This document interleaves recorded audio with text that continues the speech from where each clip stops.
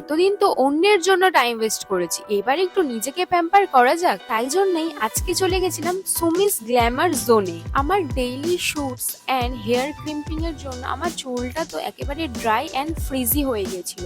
তাই জন্যই ওনাদেরকে আমি আস্ক করলাম কি ট্রিটমেন্ট করলে আমার হেয়ারটা একটু সফট অ্যান্ড সিল্কি হবে। তারা আমার হেয়ার দেখার পর আমাকে সাজেস্ট করলো লরিয়ালের একটা হেয়ার স্পা করাতে। এতে নাকি আমার চুলটা একেবারে স্মুথ অ্যান্ড সিল্কি হয়ে যাবে। তো তারপরেই চলে গেছিলাম হেয়ার ওয়াশ করতে। হেয়ার ওয়াশ করার সময় আমি তো ঘুমিয়েই পড়ছিলাম, এতটা রিল্যাক্সিং ছিল।